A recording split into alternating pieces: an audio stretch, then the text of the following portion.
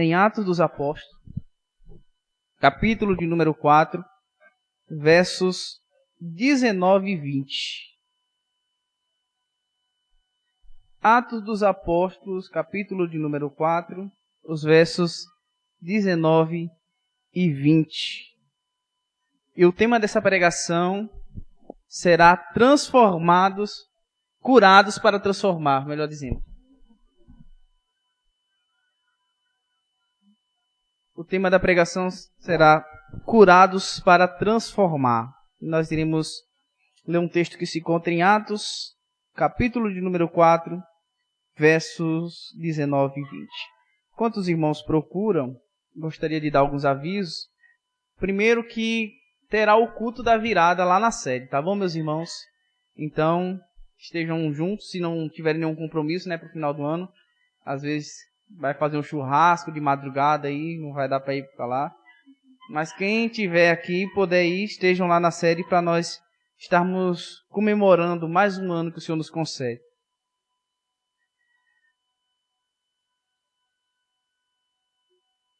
O outro aviso, eu disse que tinha alguns avisos. Tem outro aviso? Além desse? Acho que não, acho que só tem esse mesmo. Então só é um aviso, viu, meus irmãos?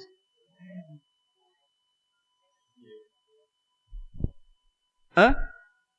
Sim, mas tem que definir a data direitinho, Pronto. Lembrando, meus irmãos, que terá confraternização da nossa extensão nesse ano, agora em janeiro, tá bom? Era pra gente ter feito antes, mas foi um negócio tão complicado a nossa agenda que não deu certo para o ano 2025, mas a gente vai começar 2026 com o pé direito, já cumprindo as promessas do ano passado. Então, vamos nos ajustar para juntos estarmos ali naquele momento de comunhão. Todos encontraram, irmãos?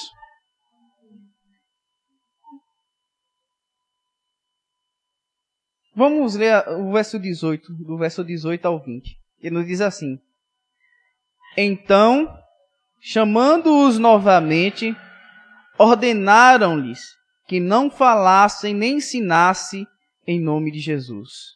Mas Pedro e João responderam: Julguem os senhores mesmo, se é justo aos olhos de Deus obedecer aos senhores e não a Deus. Pois não podemos deixar de falar do que vimos e ouvimos. Vamos repetir essa parte? Pois não podemos deixar de falar do que vimos e ouvimos. Gracioso Deus, em nome de Jesus, nós oramos a Ti, pedindo que o Teu Espírito me conduza nesta pregação. Ó Pai, fala ao nosso coração, não o que nós queremos ouvir, mas o que o Senhor quer falar ao nosso coração, que nós precisamos, de fato, ouvir do Teu Espírito. Que o Senhor tome os meus lábios e que o Senhor não permita que saiam palavras humanas da minha boca, mas que as palavras que saiam daqui sejam direcionadas pelo Teu Espírito ao coração de cada irmão que está aqui nesta noite, ó Pai. Em nome de Jesus, me conduza, me dê sabedoria, graça, clareza na transmissão da Tua palavra, e que tudo isso seja feito, Senhor, para a glória do Teu nome e para a edificação da Tua santa e amada igreja. Meus queridos irmãos, o livro de Atos dos Apóstolos não é apenas a história do crescimento da igreja. É também o registro do que Jesus continuou fazendo após a sua partida por meio de homens que foram curados, que foram transformados por sua graça. Lucas, ele começa o livro de Atos dos Apóstolos escrevendo a um homem por nome de Teófilo. E ele diz no verso 1, capítulo 1, em meu livro anterior, Teófilo, escrevi a respeito de tudo o que Jesus começou a fazer e a ensinar. Então essa é a palavra-chave, começou. Lucas escreve no seu primeiro registro, no Evangelho em especial de Lucas, no Evangelho de Lucas, melhor dizendo, e ele mostra o que Jesus fez em carne. O que Jesus começou a fazer em carne. Só que agora, quando ele escreve o segundo livro a Teófilo, porque tanto o Evangelho de Lucas quanto o livro de Atos dos Apóstolos tinha um destinatário, tinha uma pessoa a quem era direcionada, e era Teófilo. Então, depois de Lucas escrever os evangelhos que falava do que Cristo começou a fazer, agora Lucas vai falar em Atos e mostrar o que ele continua fazendo por meio de pessoas que foram transformadas por sua graça poderosa, que foram transformadas pelo Espírito Santo. E aí nós vamos ver Lucas escrevendo a Teófilo, nos primeiros registros de Atos, que no primeiro capítulo, que Jesus, após a ressurreição, ele instrui os seus discípulos, depois que ele promete que o Espírito Santo iria descer sobre eles, e depois ele iria definir a missão para esses discípulos. Mas vocês receberão poder quando o Espírito Santo descer sobre vocês, e serão minhas testemunhas em Jerusalém, em toda a Judeia, em Samaria, até os confins da terra. Atos dos Apóstolos, capítulo 1, versículo 8. Já no capítulo 2, nós vamos ver os primeiros cumprimentos dessa promessa de Jesus feita aos discípulos. Jesus disse aos discípulos que eles deveriam ficar em Jerusalém até que do alto eles fossem revestidos do poder. E aí eles iriam receber o Espírito Santo, ia descer poder e ia ser testemunha em Jerusalém, Judeia, Samaria, até os confins da terra. Então o capítulo 2 já vai registrar os primeiros cumprimentos dessas promessas de Jesus feitas aos discípulos. Nós vamos ver em Atos 2 que o Espírito Santo é derramado sobre as pessoas, elas são tomadas do Espírito, falam em outras línguas, e aí nesse falar em outras línguas surge admiração por parte daqueles que entendiam o que estava sendo falado, e confusão por parte daqueles que não entendiam nada do que estava sendo falado, e isso vai abrir porta para a pregação do apóstolo Pedro. E ali Pedro vai pregar, aquele Pedro que antes era movido pelo medo, aquele Pedro que negou Jesus diante de uma serva, aquele Pedro que era covarde e impulsivo, agora ele prega ousadamente. O resultado disso, cerca de 3.000 pessoas se convertem ao Evangelho de Cristo. Uma pregação cheia de ousadia, cheia do poder do Espírito Santo e que traz como fruto conversão em massa de aproximadamente 3.000 pessoas. Cerca de 3.000 pessoas se convertem ao Evangelho. E o texto diz lá em Atos capítulo 2, verso 41, que os que aceitaram a mensagem foram batizados e naquele dia houve um acréscimo de cerca de 3.000 pessoas. É o que nos diz o texto de Atos capítulo 2, versículo 1. E aí, dando seguimento aos atos do Espírito Santo através dos apóstolos, nós encontramos logo no capítulo seguinte que um homem aleijado de nascença é curado. O milagre, ele abre novamente espaço para outra pregação. Pedro prega e anuncia Jesus Cristo crucificado e ressurreto. E nos versos iniciais do capítulo 4, Lucas ele registra a repercussão daquele milagre e o que se sucede após aquele milagre feito pelos discípulos. E o que é que nós vamos ver no capítulo 4, nos primeiros versículos desse capítulo? Antes de nós chegarmos aos versos que nós fizemos a leitura. Nós vamos ver primeiro que a cura ela provoca oposição, inveja. Consequentemente, os apóstolos são presos por conta disso. E o Sinédrio tenta silenciá-los, tenta calá-los, tenta fazer com que eles parassem de pregar no nome de Jesus. E é nesse ponto que nós chegamos ao nosso texto. Mas antes, meus irmãos, nós precisamos conhecer os personagens envolvidos nessa narrativa de Atos capítulo 4, versos 19 ao 20. Os personagens aqui que se encontram nesse texto, mais especificamente falando, são Pedro e João. Pedro e João. E nós, meus irmãos, iremos dar uma atenção especial a um desses personagens. Nós não iremos olhar todos eles, nós não iremos olhar a vida de Pedro e de João juntos. Nós iremos analisar a vida de Pedro em especial.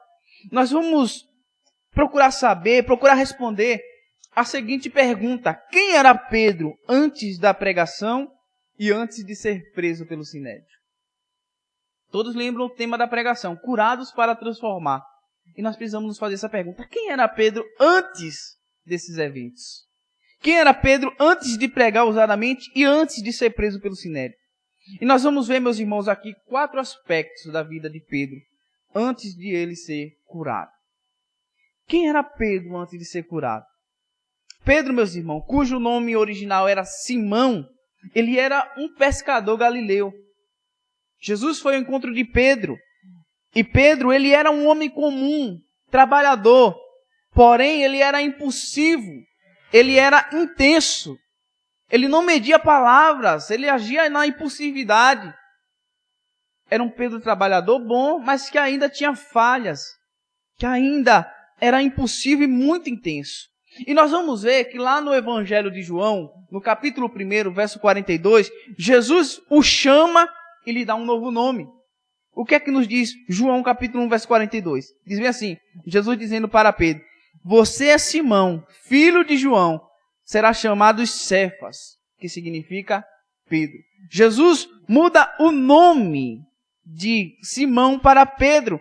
E o novo nome apontava para aquilo que ele ainda não era, mas que Cristo pretendia fazer com Pedro. Que Cristo pretendia fazer com ele. Antes da cura, Pedro ele vivia uma tensão constante entre o chamado elevado e entre um caráter que ainda não tinha sido tratado por Cristo. Era essa tensão que existia em Pedro. Então nós vamos ver 4 aspectos da vida de Pedro. Em primeiro lugar, Pedro, meus irmãos, ele era confiante demais em si mesmo. Pedro confiava muito em si mesmo. Na última ceia, Pedro ele faz uma das declarações mais perigosas da Escritura. O que é que ele diz para Jesus? Ele fala isso não porque faltava-lhe amor, mas porque ele tinha um excesso muito grande de confiança. Lá em Mateus, verso 26, versículo 33, nós vimos a afirmação perigosa de Pedro. Quando Jesus diz que os seus discípulos o iriam abandonar, Pedro vira-se para Jesus e o verso 33 do capítulo 26 de Mateus nos registra o seguinte. Pedro falando para Jesus: ainda que todos te abandonem, eu nunca te abandonarei. Pedro se coloca, meus irmãos, acima dos outros discípulos. E implicitamente ele coloca-se acima do aviso de Jesus. Jesus avisou a eles: vocês me abandonarão. Vocês fugirão. Mas Pedro bate no peito e se colocando acima dos outros discípulos e acima dos avisos de Cristo, ele diz: eu não, Senhor. Os outros sim, mas eu não. Eu nunca te abandonarei, Senhor. Impulsivo, autoconfiante, autossuficiente. E Pedro, meus irmãos, é o retrato do que muitas vezes nós somos. Muitas vezes nós acreditamos na nossa autossuficiência e nos subjugamos superiores aos nossos irmãos e superiores aos avisos de Cristo. Jesus falou para Pedro: vocês me abandonarão. Mas ele diz: os outros até podem, mas eu não. Porque eu, em outras palavras, sou melhor que os outros discípulos. Eu nunca te abandonarei, Senhor. Ele acreditava que sua coragem era suficiente para sustentá-lo diante das adversidades que Jesus havia falado que aconteceria. E esse, meus irmãos, é um pecado sutil, mas profundo. A autossuficiência espiritual. Muitas vezes, como Pedro, nós nos colocamos acima das outras pessoas. Muitas vezes, como Pedro, nós nos colocamos superiores às outras pessoas. E implicitamente nós nos colocamos superiores aos avisos de Cristo, aos avisos da sua palavra. E esse é um perigo muito grande. Nós precisamos viver a nossa fé na certeza de que nós não somos autossuficientes. Muitas pessoas por aí batem no peito e arrogam ter uma santidade, arrogam merecer o favor de Deus, porque fazem isso e aquilo. Autossuficiência, meus irmãos. Porque se Cristo não nos ajuda nessa caminhada que nós seguimos, nada nós poderíamos fazer. O que é que a palavra nos alerta? Sem mim, nada podereis fazer. Então nós devemos olhar para Pedro e ver que Pedro, antes daquela pregação, era uma pessoa autossuficiente. Uma pessoa que se sentia superior aos seus amigos, colegas, apóstolos, discípulos. É um pecado sutil, meus irmãos, mas é um pecado muito profundo. É o primeiro aspecto da vida de Pedro. A autossuficiência. Ele acreditava, ele confiava demais em si mesmo. E nós devemos ter esse cuidado, meus irmãos, de não confiarmos em nós mesmos. A segunda característica de Pedro é que Pedro, ele tentava resolver as coisas através da sua força, da força do seu braço. Quando Jesus é preso no Getsemane, Pedro reage. E qual é a ação de Pedro?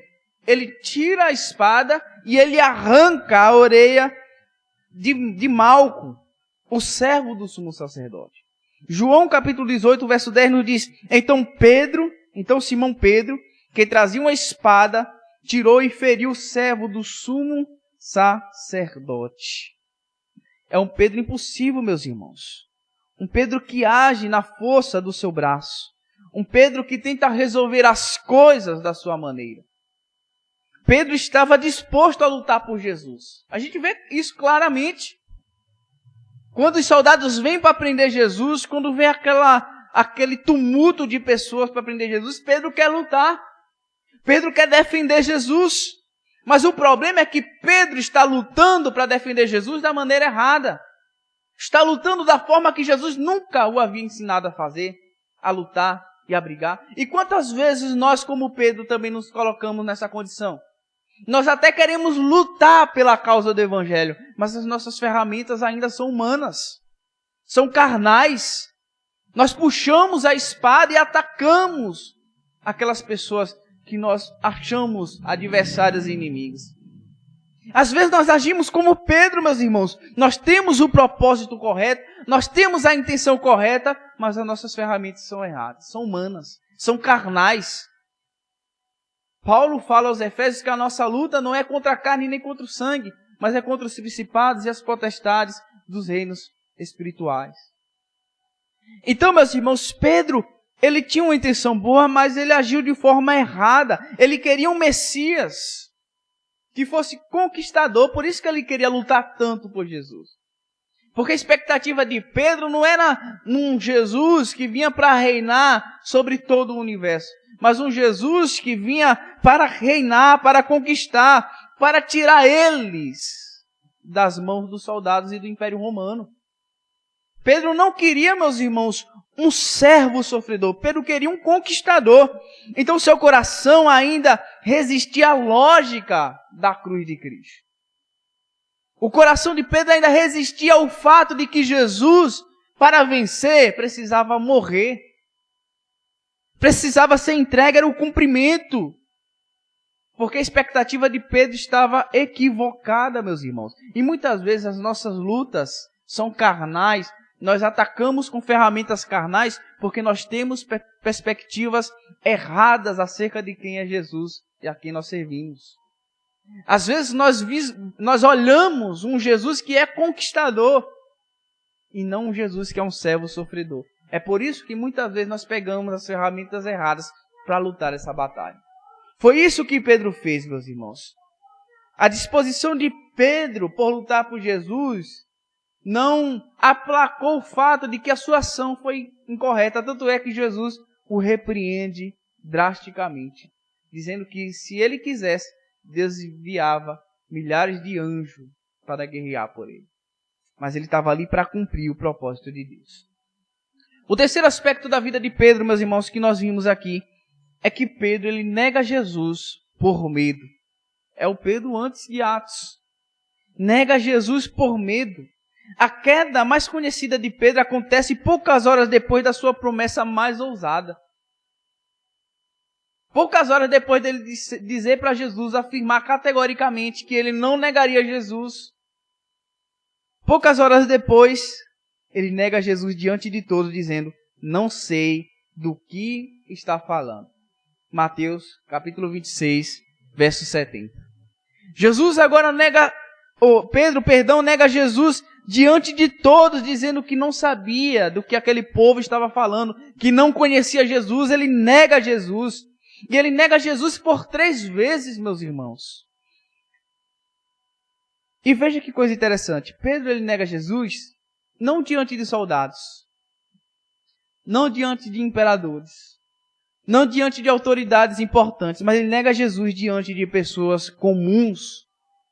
Ele nega Jesus diante de uma serva. Ele nega Jesus diante de pessoas comuns. E o medo revelou o que a autossuficiência escondia, meus irmãos. O medo de Pedro. Porque muitas vezes a nossa autossuficiência só revela o tanto que nós somos medrosos e covardes. Porque nós somos autossuficientes. Nós achamos que somos mais que as outras pessoas. E isso revela sobre o nosso caráter, sobre aquilo que está dentro do nosso coração. Pedro negou Jesus por medo diante de pessoas comuns. E o quarto aspecto, meus irmãos, é que Pedro, depois dessa queda drástica, ele foi quebrado pela culpa. Um Pedro que foi destroçado, quebrado. Após o canto do galo, Lucas registra um dos momentos mais fortes do Evangelho. Lucas 22, versos 61 a 62. Então Pedro se lembrou da palavra que o Senhor lhe tinha dito, e saindo dali, chorou amargamente. E esse choro aqui, meus irmãos, não é apenas um choro de tristeza. Aqui é um colapso de um homem que percebe que não é tão forte quanto ele pensava. É um choro de desespero, um choro do momento, aquele momento que a realidade cai sobre os nossos olhos e nós passamos a enxergar quem nós somos realmente. O tanto que nós somos frágeis, débeis. Pedro, quando o galo canta pela terceira vez, que foi isso que Jesus havia falado para ele, antes do galo cantar 3 vezes, tu me negarás. E quando o galo canta, meus irmãos, Pedro se lembra da palavra que o Senhor havia lhe dito, e ele sai dali e ele chora amargamente. Mas Lucas, ele registra um momento ímpar também. Ele registra um momento que o galo canta pela última vez. Pedro olha para Jesus, Jesus olha para Pedro, mas não com um olhar de alguém que está dizendo, eu lhe disse que você ia pecar, eu falei que você ia cair, porque muitas vezes nós fazemos assim, meus irmãos. Quando alguém peca, após um aviso nosso, nós agimos dessa maneira, eu lhe avisei, eu lhe disse. Jesus olha para Pedro não com um olhar de condenação, não com um olhar de julgamento, mas um olhar de amparo. Jesus ampara Pedro naquele olhar. Ele olha para Pedro e ele segura Pedro com aquele olhar. Ele dá um abraço em Pedro com aquele olhar, meus irmãos. Ele não julga Pedro. E Pedro sai dali e chora amargamente, desesperadamente, porque é um colapso que existe dentro dele. Ele fica todo destruído por dentro, porque agora Pedro entende, eu não sou tão bom quanto eu achava. Eu não sou tão importante quanto eu achava. Eu não sou melhor que os outros como eu achava. Entra em colapso, em parafuso. Pedro está quebrado, destruído, meus irmãos, pela culpa. E aqui termina a história de Pedro antes da cura. Um discípulo sincero, que foi chamado por Jesus, mas que é dominado pelo medo, pelo orgulho e pela autoconfiança. Um discípulo que Cristo ama, mas que falha gravemente. Pedro, meus irmãos, é um reflexo de todos nós, de cada um de nós que estamos aqui. Todos nós também fomos igual Pedro. Todos nós um dia agimos igual Pedro. Todos nós fomos tomados pela autossuficiência igual Pedro. Todos nós pecamos drasticamente igual Pedro. Todos nós fomos orgulhosos como Pedro. E todos nós fomos quebrados pela culpa do nosso pecado, igual Pedro foi, meus irmãos. Pedro é um reflexo daquilo que nós fomos um dia. Uma pessoa quebrada, destruída, destroçada. Uma pessoa que, no final das contas, reconhece que não é isso tudo, mas é alguém que é amado por Jesus. Alguém que foi chamado carinhosamente por Cristo. Alguém que tem um chamado na sua vida. Mas agora, meus irmãos, veja em Atos 4, Esse mesmo Pedro que foi quebrado, que foi destruído por causa dos seus pecados,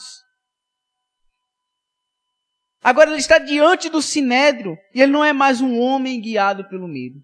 Ele é um homem que vive diante de Deus. Quando Pedro fala, meus irmãos, ele não pergunta o que é conveniente, mas ele pergunta o que é justo aos olhos de Deus. É isso que diz o verso 19, não é? De Atos 4. A resposta de Pedro diante do Sinédrio. Todos nós lembramos, Pedro negou Jesus diante de servos, de pessoas comuns. Agora ele está diante do Sinédrio que condenou Jesus. E Pedro pergunta para esse Sinédrio não mais o que é conveniente para ele. Ele respondeu para aquela mulher, para aquela serva, o que era conveniente para ele, o que era melhor para ele. Ele negou Jesus, ali foi melhor para ele. Ele não sofreu as consequências de ser discípulo de Jesus naquele momento. Mas agora Pedro não responde mais segundo as conveniências. Ele responde segundo o que é justo diante de Deus. E é isso que nos mostra o verso 19. Mas Pedro e João responderam: julguem os senhores mesmo, se é justo aos olhos de Deus, obedecer aos senhores e não a Deus. Pois não podemos deixar de falar do que vimos ou ouvimos. Agora é um Pedro, meus irmãos, que foi transformado. A referência da sua vida mudou. A aprovação que ele busca não vem mais dos homens, mas vem de Cristo, vem do Senhor. Julguem vocês. Nós devemos agradar a vocês ou a Deus? Agradar aos homens ou ao Senhor? Pedro agora muda a referência da sua vida. A aprovação dos homens não importa mais, meus irmãos. Pedro agora quer saber, é justo agradar a vocês ou a Deus? A aprovação dos homens não causa brilhos aos olhos de Pedro. Não agrada mais a Pedro. Pedro não está mais nem aí com a aprovação dos homens, meus irmãos. Ele quer saber se o Senhor é prioridade na vida dele. É isso que vira referência na vida de Pedro. Pedro agora é um homem de obediência inegociável. Pedro é um homem que não abre mais mão de obedecer a Jesus. Pedro agora é um homem que não abre mais mão de ser fiel a Deus. Ele reconhece as autoridades. Ele reconhece que aqueles homens que os estavam julgando eram de fato autoridades. Mas Pedro, meus irmãos, ele não relativiza a fidelidade. Vocês são autoridades, mas eu devo obedecer a Deus e não aos senhores. Porque, meus irmãos, quando obedecer aos homens entra em conflito em obedecer a Deus, nós não podemos hesitar. Foi isso que Pedro fez. Ele não hesitou. As autoridades dos homens entrou em conflito com a autoridade de Cristo. E ele disse: a autoridade de Cristo é inegociável para mim. Eu não abro mais mão de obedecer a Jesus. Porque agora, meus irmãos, diante do Sinédrio está um homem que foi curado do seu pecado. Está um homem que foi curado da sua culpa. Está um homem que não se rende mais ao medo. Um homem que está rendido a Deus. Um famoso teólogo, certa feita, disse: um homem que teme a Deus não teme mais a ninguém. É isso que Pedro está vivendo. É um Pedro que não teme mais a homens, porque o temor ao Senhor é a sua prioridade. Obedecer ao Senhor é a sua prioridade. E nós também devemos fazer, meus irmãos, igual Pedro. Nós não podemos negociar a nossa fé. Nós não podemos negociar nosso modo de viver. Nós temos que ser fiéis a Cristo diante até mesmo de momentos difíceis e terríveis. Pedro agora é um homem de obediência inegociável, meus irmãos. Pedro, ele não hesita. A obediência a Deus é a prioridade absoluta da vida deste homem. Pedro é agora, meus irmãos, um homem curado do silêncio. Ele declara com firmeza: não podemos deixar de falar. É a segunda verdade do verso 20. Não podemos deixar de falar. Acabou o silêncio de Pedro. Acabou o medo de Pedro. Acabou a vergonha de Pedro, meus irmãos. E talvez entre nós ainda existam pessoas que tenham vergonha, que tenham medo. Assim como Pedro, nós devemos ser curados desse medo. Nós devemos declarar com firmeza. Nós não podemos deixar de falar daquilo que impactou a minha vida, daquilo que transformou a minha vida por completo. Pedro que não abre mão de falar, meus irmãos. A voz que um dia se calou por medo, agora se levanta com convicção. O evangelho não é mais uma opção na vida de Pedro, é uma convicção, meus irmãos. É uma necessidade. Pedro não pode mais deixar de falar do evangelho, é uma necessidade da vida de Pedro. Pedro agora é um homem, meus irmãos, que testemunha a partir da experiência viva com Cristo. Ele fala do que viu, ele fala do que ouviu, ele fala do que transformou a sua vida. Não é um discurso aprendido, meus irmãos, mas é uma vida que foi tocada pela graça de Deus. E é assim que acontece em nossas vidas. Quando nós somos de fato e de verdade tocados pela graça de Deus, meus irmãos. Nós falamos, nós discursamos com ousadia, porque não é algo que aprendemos, é algo que mudou radicalmente a nossa vida. Não é um discurso decorado, é um discurso que foi aprendido ao longo das experiências. Pedro agora fala daquilo que vê, Pedro agora fala daquilo que ouve, Pedro agora fala daquilo que transformou a sua vida, meus irmãos. E este é Pedro em Atos capítulo 4. Um homem governado pelo temor de Deus, firme na obediência, curado para falar e comprometido para testemunhar acerca daquilo que transformou sua vida. E Pedro aqui, meus irmãos, ele nos ensina 4 coisas e nós estamos já encerrando. A primeira verdade que Pedro nos ensina é que se formos curados, a nossa referência deve mudar. Ela precisa mudar, meus irmãos. Pedro agora pergunta o que é justo aos olhos de Deus. Verso 19. É a pergunta de Pedro, meus irmãos. O que é justo aos olhos de Deus? Se Cristo, meus irmãos, realmente nos curou, nós não podemos continuar vivendo governados pelo medo das pessoas. Nós não podemos continuar vivendo governados pela pressão social ou pela necessidade de aprovação. Se Cristo realmente nos formou, nós não podemos nos silenciar, meus irmãos. Porque quem foi curado não vive mais para agradar aos homens. A pessoa que foi curada, ela vive para agradar a Deus, ela vive diante de Deus. Então a pergunta que se é feita após a transformação de Cristo em nossas vidas, não é mais, o que é mais fácil para mim? A pergunta de Pedro, quando negou Jesus. No seu subconsciente, Pedro perguntou, o que é mais fácil para mim? Negar Jesus. Então eu nego Jesus. Mas a pergunta, à medida que nós somos transformados, ela muda tão drasticamente que nós não nos perguntamos mais o que é mais fácil para nós. Nós perguntamos o que é justo aos olhos de Deus. Não é o que me agrada, é o que agrada a Deus. Como eu glorifico a Deus? Permanecendo firme? Então eu vou permanecer firme. Porque eu não vivo mais segundo a minha conveniência. Pedro vivia pela conveniência. Foi conveniente para Pedro negar Jesus. Mas agora Pedro não vive mais assim. Pedro vive segundo o que é justo aos olhos de Deus. E assim também devemos ser nós. Não somos chamados por Deus para vivermos segundo a nossa conveniência. Nós somos chamados por Deus para vivermos segundo o que é justo aos olhos de Deus.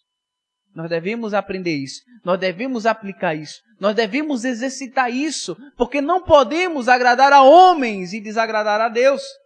Antes cabe a nós agradar a Deus e não aos homens. Essa é a resposta de Pedro. Se nós formos curados, meus irmãos, é isso que Pedro nos ensina, a nossa referência ela deve mudar. Não é mais o que me é conveniente, mas sim o que é justo aos olhos de Deus. A segunda verdade que Pedro nos mostra é que se formos curados, nossa obediência não pode ser negociável. Pedro deixa claro, meus irmãos, diante do Sinédrio, que obedecer a Deus vem antes de qualquer coisa. Julguem vocês. Cabe a nós agradar a homens ou a Deus? Porque nós não podemos deixar de falar do que vimos e ouvimos. Pedro que não negocia mais, meus irmãos, a sua fidelidade e a sua obediência a Deus. É inegociável para ele.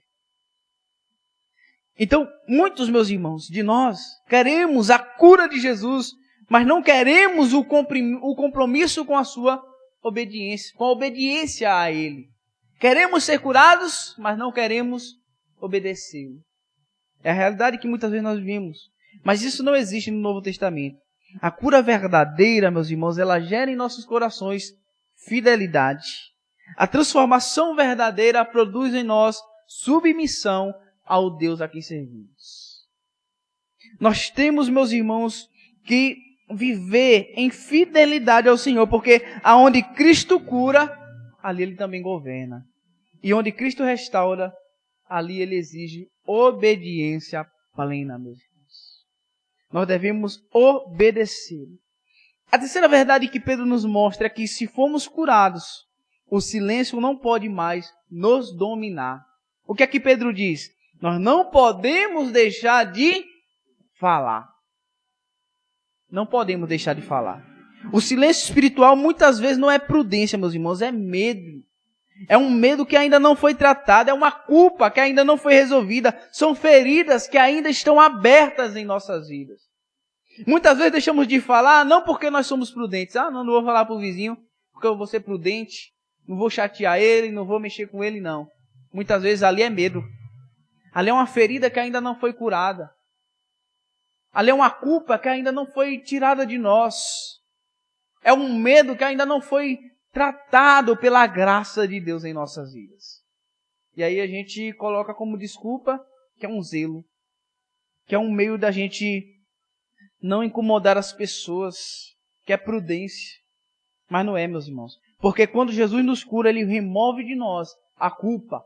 Ele remove de nós o medo. E Ele liberta a nossa boca para a gente falar do que vimos e do que ouvimos. Para falar daquilo que transformou a nossa vida. Quem foi curado por Cristo, meus irmãos, não consegue se calar para sempre. Porque a cura, ela gera voz. E a graça de Deus em nossas vidas, ela gera testemunho. Nós testemunhamos. Eu não estou falando do que eu aprendi. Eu não estou falando do que eu decorei. Eu estou falando daquilo que eu vi e que meus ouvidos ouviram e que transformou a minha vida. Não consigo me calar. Não posso me calar. Não posso deixar de falar daquilo que eu vejo, do que eu vi, do que eu ouvi. Mas a última verdade, meus irmãos, que Pedro nos ensina é que se formos curados, a nossa vida precisa transformar outras vidas. É isso que Pedro nos ensina. Pedro fala, meus irmãos, do que viu e ouviu. Ele se torna testemunha. Ele testemunha para as pessoas do que ele vê, do que ele viu e do que ele ouviu. Cristo não nos cura, meus irmãos, para nos aliviar, mas Ele nos cura para nos enviar. Ele não nos cura, Cristo, presta atenção nisso, Cristo não nos cura para nos aliviar. Ele nos cura para nos enviar, meus irmãos. Qual é a grande comissão? Ir por todo o mundo e pregar o Evangelho a todas as nações. Na Judéia, em Jerusalém, na Samaria, até os confins da terra. Porque quando Ele nos cura para nos enviar e não para nos aliviar. Então é isso que nós vemos aqui em Atos, capítulo 4, verso 19. Um Pedro que fala do que viu e do que ouviu. Um Pedro que testemunha acerca de Cristo, meus irmãos. Porque se nós fomos curados, à medida que nós somos curados, nós nos tornamos instrumentos de Deus. Quando nós somos restaurados, nós nos tornamos testemunha. E quando nós somos transformados, nós passamos a transformar outras pessoas. Então a pergunta final não é apenas, você foi curado? Mas a pergunta final é, quem está sendo alcançada pela cura que Deus operou em minha vida? É isso que nós devemos nos perguntar, meus irmãos. Porque é isso que está acontecendo em Atos capítulo 4, dos versos 19 a 20. Pessoas foram transformadas pela vida de Pedro. Pessoas foram curadas pela vida de Pedro. Pessoas foram salvas pela vida de Pedro. E Pedro está diante do Sinédrio, meus irmãos, afirmando isso. Eu não posso deixar de falar do que eu vi e do que ouvi. Amém, meus irmãos? Então vamos nos colocar sobre os pés, pedir que o Espírito Santo aplique essas palavras em nossas vidas, porque é um desafio muito grande para nós. Porque muitas vezes nós somos assim, meus irmãos, guiados pelo medo. Nós somos guiados pelas circunstâncias. Nós somos guiados pela nossa autossuficiência. Mas Deus nos chama para nós sermos guiados pelo Espírito Santo. É Ele quem nos transforma, e a nos transformar, Ele quem nos usa para transformar outras pessoas. Nos coloquemos sobre os pés. Gracioso Deus, muito obrigado, Senhor, por Tua graça. Nós te damos graça por Tua salvação, te damos graça por esta palavra, te damos graça porque Teu Espírito ainda continua operando em nossas vidas. Senhor, nós vivemos um ano de 2025, Pai, um ano que glorificamos o Teu nome. Foi um ano muito proveitoso, Pai, um ano tão especial em nossas vidas. Pela Tua graça, nós conseguimos fazer algumas mudanças aqui, Senhor, nesse prédio da PIB. Ó, Senhor, construímos a divisória, colocamos o datashow na parede, tivemos várias mudanças. Mas as mudanças que o nosso coração almeja não é nesse tempo físico, Pai. Nós queremos mudança nas vidas das pessoas. E que esse próximo ano de 2026 seja um ano em que nós, Senhor, venhamos gastar nossas vidas para transformar pessoas.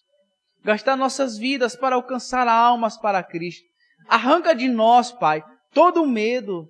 Arranca de nós toda a vergonha, toda a timidez, tudo que nos travou nesse ano de 2025.